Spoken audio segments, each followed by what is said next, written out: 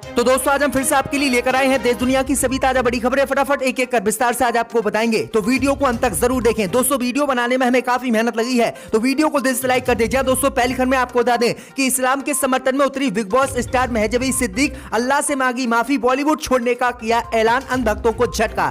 वही आपको बताएंगे दोस्तों की मणिपुर में आरएसएस बीजेपी पर बरसे राहुल गांधी, कहा प्रधानमंत्री मोदी थाली बजवाते रहे और यहां चली गई हजारों लोगों की जान। वही आपको बताएंगे दोस्तों की संयुक्त राज्य अमेरिका से मोदी सरकार को लगा बड़ा झटका। संयुक्त राज्य अमेरिका ने राणा अय्यूब के समर्थन में मोदी सरकार पर लगाए उत्पीड़न के आरोप, मोदी सरकार को लगा संयुक्त राज्य से बड़ा झटका। वहीं आपको बताएंगे दोस्तों कि अखिलेश यादव की जीत से करहल में बौखलाई भाजपा, करहल में दोबारा भाजपा ने मतदान करने की मांग। एसपी सिंह बघेल ने चुनाव आयोग से की शिकायत, बूथ कैप्चरिंग का सपा पर लगाया आरोप। वहीं आपको बताएंगे दोस्तों की लालू यादव को मिली सजा, तो तेजस्वी बोले विजय माल्या, नीरव मोदी, महल चौकसी को भूल गई है सीबीआई क्योंकि राज्य में है मोदी सरकार। वहीं आपको बताएंगे दोस्तों की मणिपुर से बीजेपी को लगा बड़ा झटका, प्रधानमंत्री मोदी की यात्रा का बहिष्कार करेंगे उग्रवादी समूह, 22 फरवरी को पूर्ण बंद का आह्वान, मोदी की बड़ी मुश्किलें। तो दोस्तों सभी खबरों को आपको एक एक कर बताने वाले हैं। वीडियो को लाइक कर चैनल को सब्सक्राइब कर दें और हमें कमेंट में बताएं कि आपके जिले किस राज्य से हमारी खबरों को देख रहे हैं। इसी बीच पर तो दोस्तों अगली खबर की ओर, तो हिजाब के समर्थन में उतरी बिग बॉस स्टार महजबी सिद्दीक, अल्लाह से मांगी माफी, कहा अब छोड़ रही हूं अल्लाह के लिए बॉलीवुड। जी दोस्तों आपको बता दें कि बिग बॉस 11 में बोल्ड होकर नजर आ चुकी महजबी सिद्दीक अब शो खत्म होते ही हिजाब के समर्थन में उतर आई है। अब महजबी सिद्दीक ने सोशल मीडिया पर ऐलान कर दिया है कि अब वे हमेशा हिजाब में ही रहेंगी और उन्होंने बॉलीवुड छोड़ने का ऐलान कर दिया है। दरअसल आपको बता दें कि उन्होंने इंस्टाग्राम पर एक पोस्ट शेयर करते हुए अपनी बात रखी है। उन्होंने कहा है कि वह अल्लाह के रास्ते पर ही चलना चाहेंगी। बिग बॉस स्टार ने यह बात भी साफ की है कि वह पिछले 1 साल से सना खान को फॉलो कर रही हैं और उनसे प्रभावित होकर ही उन्होंने अल्लाह की राह पर चलने का फैसला लिया है और बॉलीवुड छोड़ने का ऐलान कर दिया है। तो ये बड़ी अपडेट आ रही दोस्तों की एक और स्टार ने इस्लाम के लिए बॉलीवुड छोड़ दिया है। इससे पहले सना खान सहित जहरा वसीम ने भी इस्लाम के लिए बॉलीवुड छोड़ दिया था। तो ये बड़ी अपडेट आ रही है। इसी बीच पर तो दोस्तों अगली खबर की ओर, तो मणिपुर में आरएसएस बीजेपी पर बरसे राहुल गांधी, कहा मोदी थाली बजवाते रहे और यहां चली गई हजारों लोगों की जान। दोस्तों आपको बता दें कि मणिपुर में एक रैली को संबोधित करते हुए कांग्रेस नेता राहुल गांधी ने आरएसएस और बीजेपी पर बड़ा हमला बोला। राहुल गांधी ने आरएसएस बीजेपी पर हमला बोलते हुए कहा है कि उनके नेता जनता को उस्काने का काम करते हैं। मणिपुर में भाजपा ताड़ के बागानों पर कब्जा करना चाहती है ताकि पतंजलि जैसे कारपोरेट को फायदा पहुंचे। राहुल गांधी ने आगे कहा कि कांग्रेस बागबानी उत्पादों के लिए एमएसपी लागू करना चाहती है,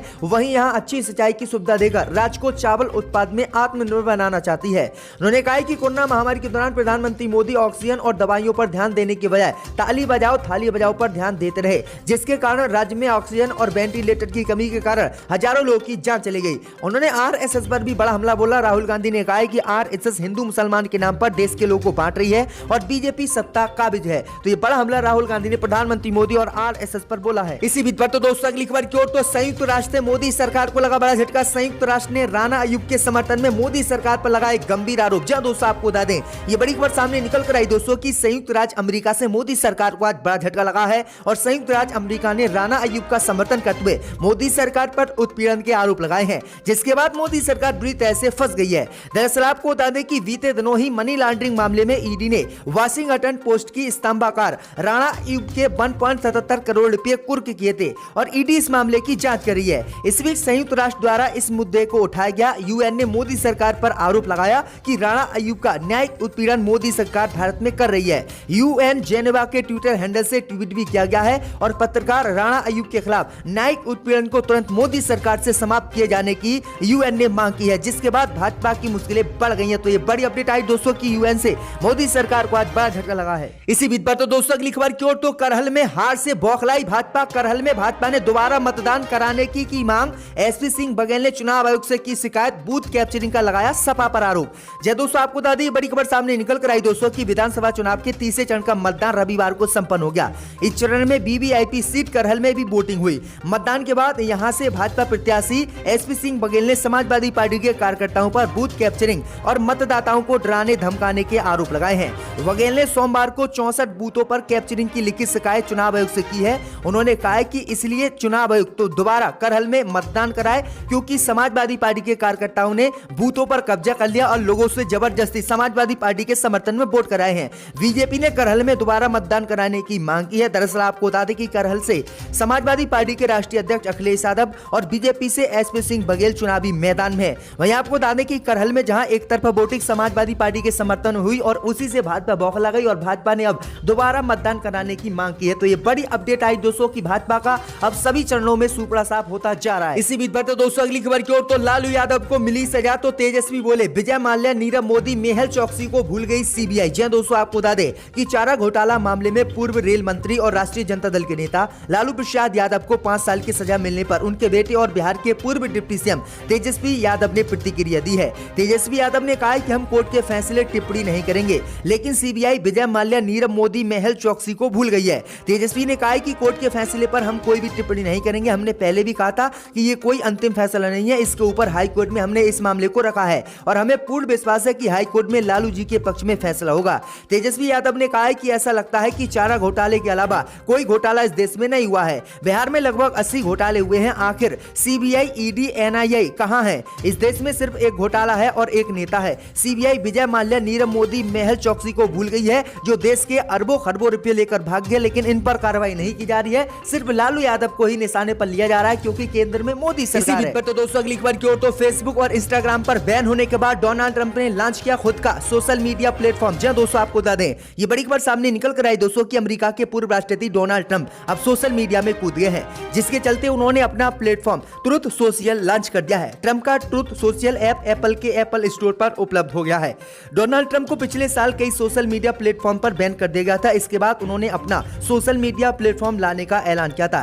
ट्रंप को ट्विटर, फेसबुक और यूट्यूब पर 6 जनवरी 2021 को बैन कर दिया गया था। ट्रंप के समर्थकों द्वारा यूएस कैपिटल पर हमले और विरोध प्रदर्शन के बाद इन सोशल मीडिया प्लेटफॉर्म पर ट्रंप को बैन कर दिया गया था। ट्रंप पर हिंसा भड़काने वाले संदेश पोस्ट करने का आरोप लगा था, जिसके बाद ट्रंप ने अब खुद ही अपना सोशल मीडिया प्लेटफॉर्म लॉन्च कर दिया है, जिसका नाम ट्रुथ सोशल रखा गया है। तो ये बड़ी अपडेट आ रही दोस्तों। इसी बीच पर तो दोस्तों अगली खबर की ओर। तो मणिपुर में बीजेपी को लगा बड़ा झटका। प्रधानमंत्री मोदी की यात्रा का बहिष्कार करेंगे उग्रवादी समूह। 22 फरवरी को पूर्ण बंद का ऐलान। 22 फरवरी को यह मोदी की रैली। जी दोस्तों, आपको बता दें ये बड़ी खबर सामने निकल कर आई दोस्तों कि मणिपुर में विधानसभा चुनाव को लेकर मोदी को आज बड़ा झटका लगा है। मणिपुर के विद्रोही समूह के एक समूह ने 22 फरवरी को प्रधानमंत्री मोदी की राज्य की रैली का बहिष्कार करने का ऐलान कर दिया है। वहीं आपको बता दें कि प्रधानमंत्री मोदी की रैली के बहिष्कार के ऐलान के साथ ही पूर्ण बंद का आह्वान भी किया है, जिसके बाद मोदी सरकार सहित बीजेपी को बड़ा झटका लगा है। विद्रोही समूह ने लोगों से पूर्ण बंद को लागू करके मोदी की यात्रा का बहिष्कार करने का आह्वान भी किया है, जो अब तक प्रभावी रहेगा